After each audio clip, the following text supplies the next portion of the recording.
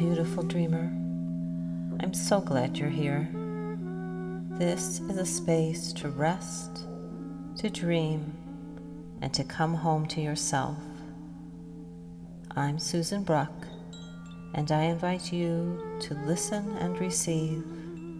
Simply let the sound, story, and stillness carry you into deeper peace.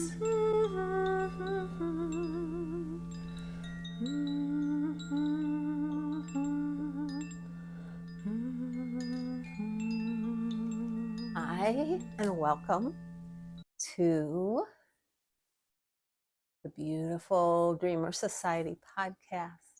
We're going to visit my dream house again today, but before I take you to a very special room in my house, I wanted to draw a card from the Dreamer Path Oracle deck and just share a little bit. I was gone last week visiting an old friend that I hadn't seen for 50 years. She was a friend from high school who lives in Minneapolis now, and it was so wonderful to see her. It was amazing because the heart connection that we'd had back in high school and middle school was still there, but we had a lot to talk about because most of our lives have happened since the last time we saw each other. Anyway, it was a wonderful trip, and I'm glad to be home. And let's see what the Oracle deck has for us today. Gift of water. Gift of water. And let me read what I wrote in the Dreamer Path Oracle deck guidebook. Water, here we go. Gift of water. Where is it?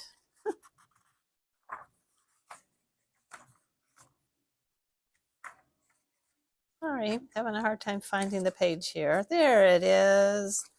Card 16, Gift of Water. Aphrodite, goddess of beauty and love, born of sea foam, rising fully formed, ever renewed, from the waters that bless without end.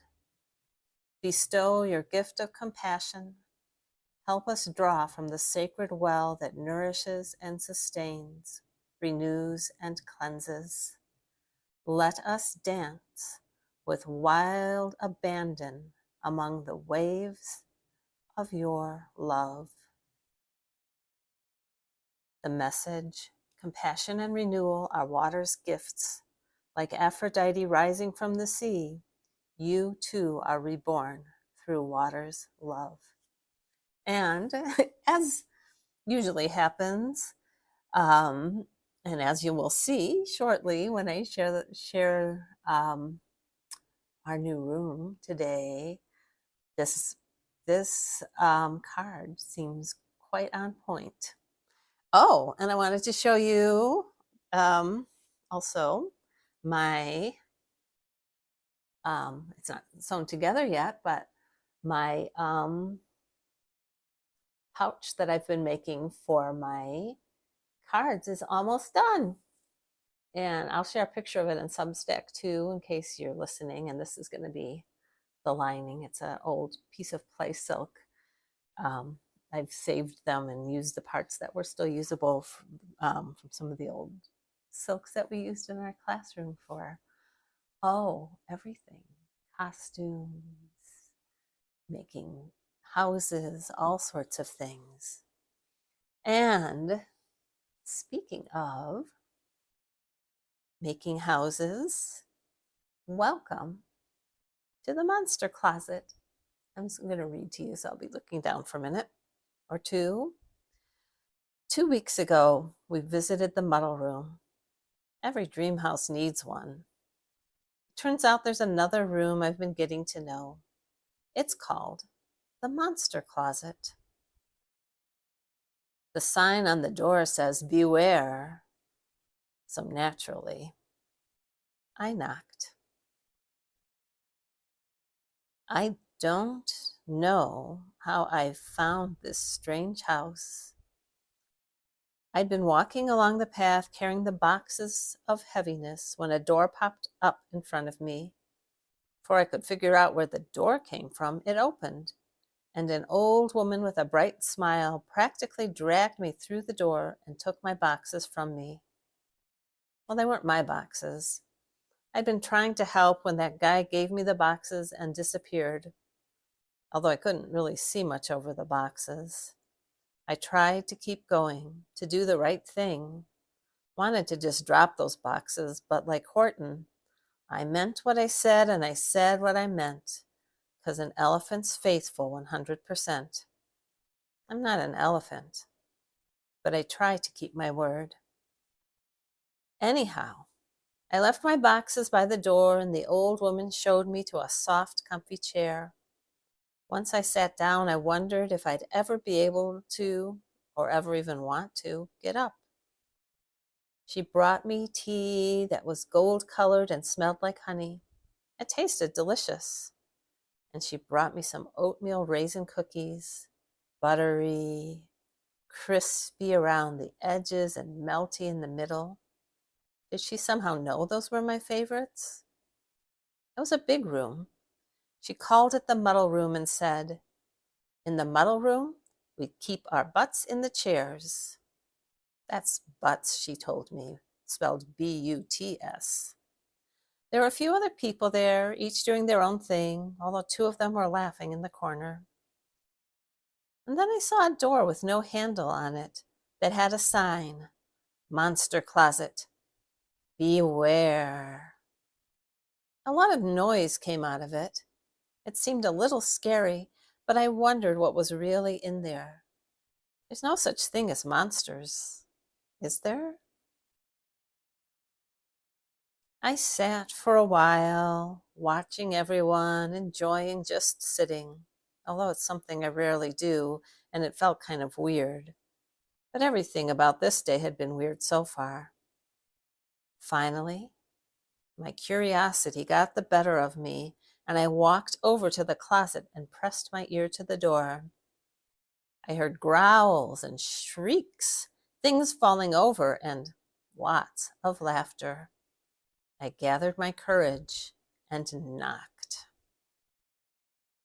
A creature with big teeth, hairy ears, and a long tail with a spike at the end opened the door. It roared at me. "I'm sorry to bother you," I said, "but—" "Who's at the door?" a distant voice roared. "Some butthead," my monster replied. And to me he said, "Come in. We love to have buttheads for lunch." Something smelled delicious. It was a musty, dusty closet filled with all sorts of old coats and boxes that lay on their sides with their contents strewn over the floor. But I followed the monster through all that and came to a big open space with lots of strange-looking creatures roaring at each other, laughing and chasing. A little girl monster came up and roared at me and showed me a mouth filled with pointy teeth. "Don't be scared," she said in a surprisingly soft voice. "Most of us were buttheads once, and we still are sometimes. But it's good to have a place to be wild." Growly voices around me kept saying things like, "I love buttheads for lunch." I briefly considered running, but they seemed more interested in laughing and roaring than in eating me. I wondered if I'd made the right choice, as about half a dozen of them started chasing me with their claws grabbing. I fell in the grass. How could there be grass in a closet? And they tumbled all around me, laughing and panting. "We're having mac and cheese for lunch," said the toothy little girl, "with peas in it. It's yummy." I followed her to a big flat rock where there was a big pot of food. Monsters were reaching in and grabbing handfuls. They ate some and smeared some on themselves and whoever was close enough to smear. The little girl gave me a big, mushy handful. But I was going to ask for a plate and fork, but instead, I just said thanks and ate with my hands like everyone else. It was delicious and fun.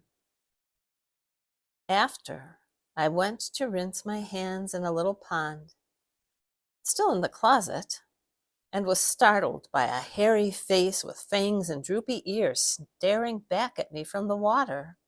It was me. I was a monster too. I gave an experimental roar. Yeah, it sounded scary.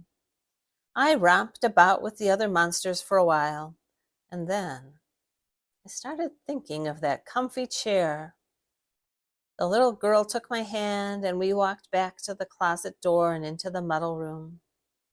As we went through the door, the little girl became, well, I guess she became a little girl, cute and smiley. I went back to my comfy chair, and she came back with a book, Where the Wild Things Are, and asked me to read to her. We snuggled up together and I read. We drank some more tea, and then I curled up in the cozy corner and took a nap. If you happen to visit the monster closet someday, don't worry too much about the roaring. The monsters sound fiercer than they are. They may even invite you to lunch. Just be prepared to eat mac and cheese with your hands. Well, that is the monster closet. I hope you enjoyed our visit, and I'm not sure where we'll end up next time in this magical dream house of mine, but come back next time and find out.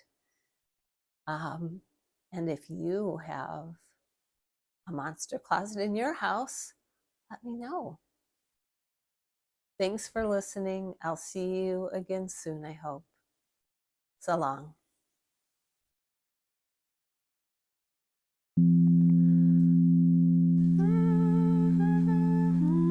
Thank you so much for listening to the Beautiful Dreamer Society podcast.